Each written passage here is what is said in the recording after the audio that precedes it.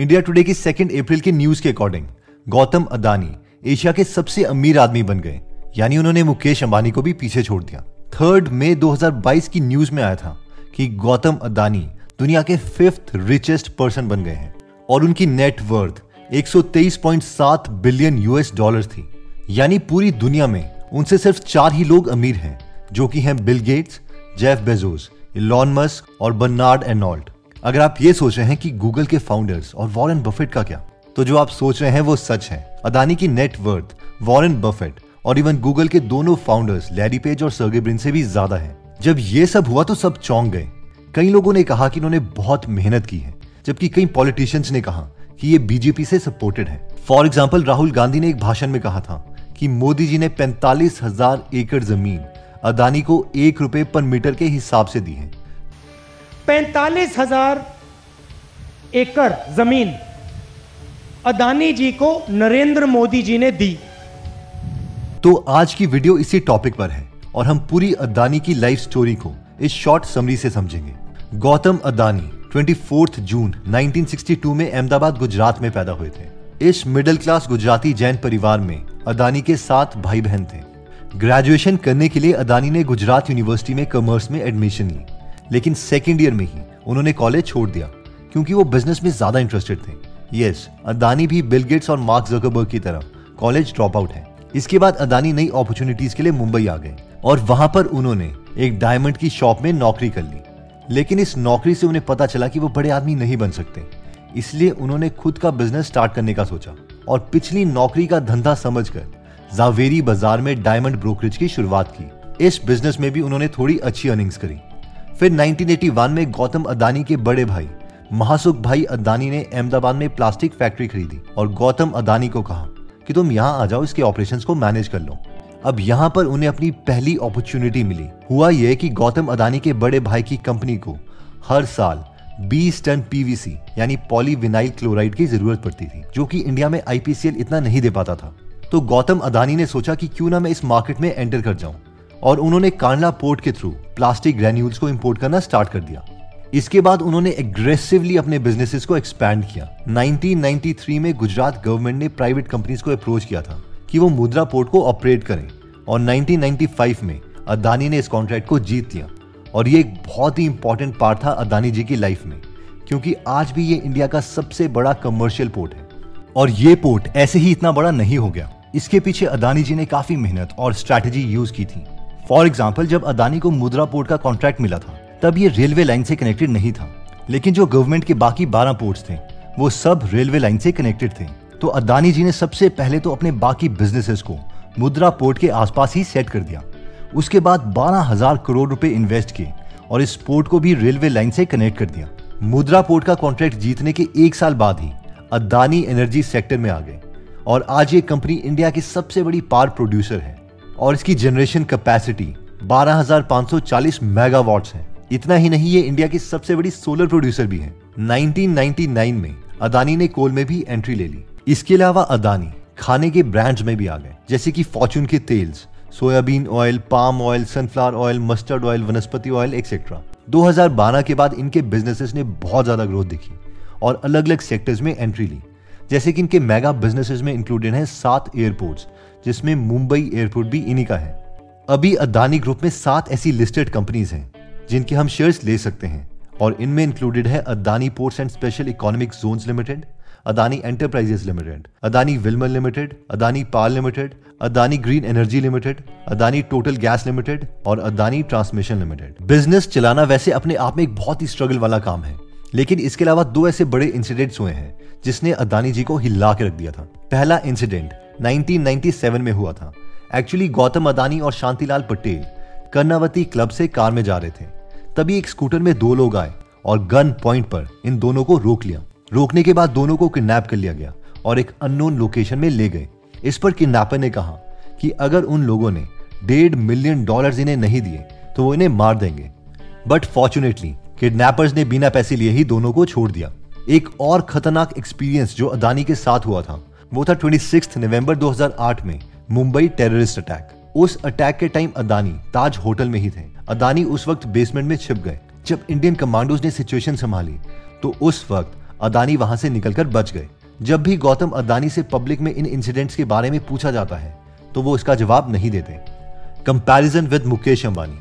बहुत से लोग गौतम अदानी को मुकेश अंबानी से कंपेयर करते हैं क्योंकि दोनों सेम एज ग्रुप के हैं, दोनों गुजराती हैं और दोनों ही एक्सट्रीमली रिच हैं। लेकिन कई लोगों का मानना है कि मुकेश नहीं बल्कि गौतम अदानी धीरूभाई अंबानी के लेवल के हैं। इसके दो बड़े रीजंस हैं। 1. गौतम अदानी धीरूभाई अंबानी की तरह फर्स्ट जनरेशन एंटरप्रेन्योर है, यानी इनकी पिछली पीढ़ी के बिजनेसेस को इन्होंने आगे नहीं बढ़ाया बल्कि सब कुछ अपने दम पर खड़ा किया। दूसरा, जैसे धीरूभाई अंबानी ने पहले येमन में काम किया, फिर इंपोर्ट एक्सपोर्ट का बिजनेस स्टार्ट किया और फाइनली टेक्सटाइल मिल ओपन करी जिससे अंबानी की मेन ग्रोथ हुई और जिसकी वजह से रिलायंस, पावर, पेट्रोकेमिकल और गैस में एंट्री कर पाए। उसी तरह गौतम अदानी भी एक बिजनेस में नहीं रुके, वो उसे एक्सपैंड करते रहे। एलिगेशंस, बहुत सी एलिगेशंस अदानी पर लगी हैं, जिसमें पहली तो राहुल गांधी की एलिगेशन है कि 1 रुपए में इन्हें 1 मीटर स्क्वायर जमीन मिली। और ये सवाल अदानी जी से भी एक इंटरव्यू में पूछा गया था कि मोदी सरकार ने आपको 1 रुपए में 1 मीटर स्क्वायर जगह दी है। इस पर गौतम अदानी ने कहा कि पिछली गवर्नमेंट्स ने तो जमीन 10 पैसे में भी दी है और हमारा कोई जमीन का व्यापार नहीं है, बल्कि हम एक बंजर जमीन के ऊपर अपने पैसे खर्च कर उस पर एक इंफ्रास्ट्रक्चर बनाते हैं जिससे उस जमीन की वैल्यू बढ़ती है। 1 रुपये में जमीन नहीं, उससे भी नीचे चिमनबी की गवर्नमेंट के टाइम पे 10 पैसे में दिए थे। इसके अलावा दूसरी एलिगेशन जो अदानी पर लगाई जाती है वो ये है कि 2012 से 2013 में अदानी ग्रुप ने टोटल 47,352 करोड़ रुपए कमाए थे, लेकिन उनका उधार ही रेवेन्यू से ऑलमोस्ट 2 गुना था, यानी 81,122 करोड़ रुपए। इस पर बहुत से लोग कहते हैं कि आज भी इनकी कंपनीज में बहुत उधार है और इसके बावजूद इनके शेयर्स का प्राइस ज्यादा है, तो जरूर इसके प्राइस को आर्टिफिशियली इन्फ्लेट किया गया है, यानी कि बढ़ाया गया है, क्योंकि अदानी की नेटवर्थ ने पिछले 2-3 सालों में एक्सपोनेंशियली ग्रो किया है। ये रहा चार्ट जहां पर आप देख सकते हैं कि मुकेश अंबानी की नेटवर्थ को अदानी की नेटवर्थ से कंपेयर किया गया है। अब इस एलिगेशन का जवाब करण अदानी देते हैं, जो कि गौतम अदानी के बेटे हैं। वो कहते हैं कि लोगों को पूरी पिक्चर नहीं पता, हमने जो भी उधार लिए हैं उसके पीछे हमारी कंपनी के पास वर्किंग एसेट्स हैं। इतना ही नहीं, अदानी एंटरप्राइजेस की 2 कंपनीज अदानी पोर्ट और अदानी ट्रांसमिशन को इन्वेस्टमेंट ग्रेड A की रैंकिंग मिली है। और सबसे इंपॉर्टेंट बात यह है कि कभी भी ऐसा नहीं हुआ है कि अदानी ग्रुप ने लोन में कोई डिफॉल्ट किया हो। And the most important part is, as a group, we have never defaulted on a loan. तीसरी एलिगेशन जो अदानी पे लगाई जाती है वो ये है कि वॉटन इंडिया इकोनॉमिक फोरम ने उस वक्त गुजरात के चीफ मिनिस्टर मोदी जी के इनविटेशन को कैंसिल कर दिया था, और जैसे ही ये हुआ अदानी ने जो इसमें स्पॉन्सरशिप की थी वो सारी बिना रीजन दिए वापस ही ले ली। और ऐसे सिग्नल से बहुत से लोग मानते हैं कि अदानी और मोदी जी बहुत करीब हैं। इतना ही नहीं, इसके अलावा जब 2018 में कई सारी एयरपोर्ट्स को प्राइवेट किया गया तो उसे जस्ट पहले एक रूल में चेंज किया गया था, और वो चेंज ये था कि जो भी कंपनीज एयरपोर्ट के लिए बिडिंग करेंगी उनका पहले कोई प्रायर एक्सपीरियंस होना जरूरी नहीं है। और इसका सबसे बड़ा फायदा हुआ अदानी ग्रुप को, क्योंकि उन्होंने इस बिडिंग में 6 एयरपोर्ट्स की बिडिंग जीत ली। जब ये एलिगेशंस गौतम अदानी से डायरेक्टली इंटरव्यू में पूछी गई कि आप बताओ कि क्या आप क्लियरली ये कहते हो कि मोदी सरकार ने आपको कभी भी डायरेक्ट फेवर नहीं किया है, तो इस पर गौतम अदानी का जवाब ये था, नहीं, मुझे तो आज तक कोई ऐसा इंसिडेंट नहीं पता जब मोदी जी ने किसी को भी डायरेक्टली फेवर किया हो। आप ये क्लियरली कह रहे हैं कि कहीं पे भी किसी भी तरीके के वायलेशंस नहीं है और मोदी साहब ने आपको कोई पर्टिकुलर फेवर नहीं किया। ऐसा है कि मोदी साहब, आज तक मैंने नहीं जाना है कि मोदी साहब ने कोई पर्टिकुलर पार्टी और पर्टिकुलर फाइल के ऊपर किसी को फेवर करने की कोशिश किया होगा। अब मैं अपना पॉइंट ऑफ व्यू तो पॉलिटिक्स में नहीं देना चाहता। मेरे ओपिनियन में हमारे देश में बिजनेसमैन तो चाहिए ही, ताकि जॉब्स क्रिएट हो। इवन बाकी देशों में भी हमारे प्रोडक्ट्स जाने चाहिए। लेकिन आप कमेंट करके जरूर बताना कि आप गौतम अदानी के बारे में क्या सोचते हो। एनीवेज, आगे बढ़ते हैं। बट बिजनेसेस के बारे में कमेंट करूं तो अदानी एंटरप्राइजेस का पीई 200 से ऊपर है, अदानी ग्रीन एनर्जी का पीई 700 से ऊपर है, अदानी ट्रांसमिशन का भी पीई 100 से ज्यादा है।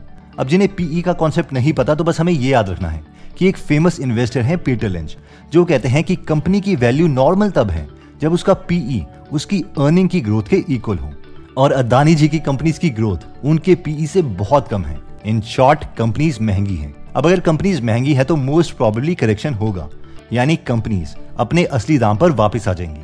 और अगर ऐसा हुआ तो अदानी अपनी वर्ल्ड रिचेस्ट पर्सन में 5th पोजीशन को मेंटेन नहीं कर पाएंगे। नेक्स्ट आता है रेजिलियंस, यानी हार ना मानना। ऑस्ट्रेलिया की सबसे बड़ी कोल माइन गैलीली बेसिन है और अदानी चाहते हैं कि वो ही इसे कंट्रोल करें, लेकिन यहाँ पर एक प्रॉब्लम थी, और वो प्रॉब्लम ये है कि यहाँ पर ट्रांसपोर्ट नहीं था। यानी कोल अगर वो निकाल भी लेते तो भी एक जगह से उसे दूसरी जगह तक ले जाने के लिए रेलवे लाइन नहीं थी। तो अदानी ने सोचा कि वो वहां रेलवे लाइन बिछाएंगे, लेकिन फिर इसके लिए जो टोटल कॉस्ट पूरे प्रोजेक्ट की होती वो $14 बिलियन होती। लेकिन कोई भी बैंक या फाइनेंशियल इंस्टीट्यूशन इन्हें इतने पैसे देने के लिए तैयार नहीं था। इसका सबसे बड़ा रीजन ये भी था कि जहां से रेलवे लाइन ले जानी थी वहां बहुत बायोडाइवर्सिटी को डिस्टर्ब करना पड़ना था, और इसके लिए ऑस्ट्रेलिया के लोगों ने भी बहुत प्रोटेस्ट किया। यानी अदानी जी के पास पैसे भी नहीं थे और लोग भी नहीं चाहते थे, लेकिन अदानी जी रुकने वाले नहीं थे। उन्होंने वहां पर होने वाले इलेक्शन सिचुएशन का फायदा उठाया और खुद के $2 बिलियन इन्वेस्ट किए और छोटे ही स्केल में इस प्रोजेक्ट को शुरू कर दिया।